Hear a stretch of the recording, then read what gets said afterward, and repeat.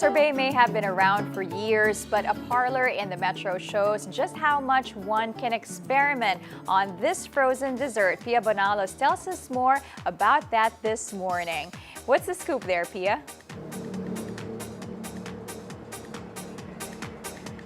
Hi Claire, if you're looking for a refreshing dessert with really distinct Filipino flavors, you don't have to look too far. All you have to do is go to Pipito's Pinoy Sorbet. With me is owner Nor Domingo to tell us more about it. Good morning, Nor. Hi. First of all, sorbet, because a lot of people are more familiar with ice cream. What's the main difference between sorbets and ice cream? First is sorbets are non-dairy. Okay. There's no milk or cream or anything like that. So if you're lactose intolerant, this is perfect for you. Okay, and that's good, especially for those na parang with also acidity, diba? Yeah. They can't really have ice cream. And then, why did you decide on going to the sorbet business? I just wanted the business that I can make at home to keep me at home, be more with the kids, have more time with the kids. So yeah, there. And your flavors are very interesting. You Yes. started with sampalok and Yes. guyabano. Yes. Why Pinoy flavors for your sorbet? My wife and I thought that using local fruits would be more interesting, more exotic, Yes. more exquisite siguro. And it instead of just the regular cherry, strawberry, lime, or whatever bubblegum flavors. So we wanted to actually showcase also the fruits that we have in the Philippines in another form. Yeah. Maybe it'll attract More people too. Yeah. That's true, and that's a nice way to try it because sampalok, me, honestly, I'm not really a big fan, but if you put it in an ice cream form or in a sorbet form, that's something that I'd be willing to try. But from the sampalok and the guyabano, which is your first two flavors, you expanded to others. What is your favorite flavor that you've experimented with? Oh, my favorite is santol. Oh, Yeah. really? A santol sorbet? Yes. Okay, so what flavors from the santol did you bring to your sorbet? If you eat it, well, all my friends tell me it's the santol without the seeds. Ah! So it's, because I really make it with real fruits. I buy it from the market, I juice it, I puree it, whatever I need to do, and then I turn it into a sorbet. So that means that these are also very healthy if you put it that way. It's that's not. I'd rather say healthier than ice cream. All right. And then a while ago, we were talking about how you don't add too much chemicals in your Yes, sorbet. Why do you prefer to keep it in a medyo more pure form like that? Maybe because I'm a hypochondriac.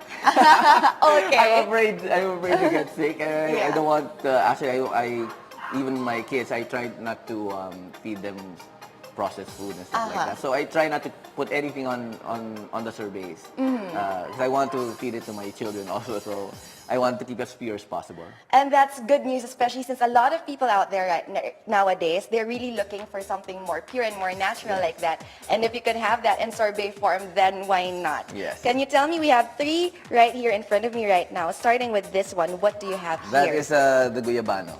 Oh, the guyabano. That is one of the flavors that you first started with. Yes. Why guyabano? Is this one of your favorites also? As a fruit, no. But because it's also known to be what do you call this? Antioxidant. It has a lot of anti-cancer stuff in it. So let's make it. So anyway, in juice form, it's good. So I said, if it's good in juice form, we can make it a sorbet. Exactly. And this one, I'm not a big guyabano fan actually, but this one is actually good. It has a bit of sweetness and of course a little bit of tartness as well. That's a perfect balance of that. Yeah. And I think there's also a perfect way of introducing it, especially to kids. They did mention that it's something that kids do. And this one, I'm guessing, is the sampalok. The sampalok, yes. Like I said a while ago, not a big fan, pero kapag mga ganito, basta ice cream, go ako dyan. Well, it's sorbet nga pala. Well? Yeah, that is really good. As in, because when I was a kid, I super loved all those sampalok candies. Yes. It tastes Me too. exactly like the sampalok candy. That's what we tried to get. We wanted the authentic sampalok candy taste. So. Ang galing! Oh my gosh, it's so mind-blowing how you were able to really translate it into a sorbet. So for those of you or huge sampalok fans, especially those candies, wrapped in brown foil and brown paper na like that. This is perfect. And then the last one right here. This is the avocado berry. It's Avocado berry. It's avocado with we put strawberry bits just to put the tart flavors in it. So, kasi avocado sweet na a little bit. So. This one naman reminds me of like childhood. Like, you know how there are sorbeteros and then you go and buy your ice creams from them. It tastes exactly like that one. I love how you were able to translate everything. Thank you so much for sharing it with us, Mark. You're welcome. You're welcome. Thank you. There you have it. For those of you who are looking for sorbets with distinctive Pinoy taste that is sure to transport you to those different places that would remind you of our country, you know where to go, only here at Pepito's Pinoy Sorbet. Back to you, Claire and Hillary. Looks great. Thanks, Pia.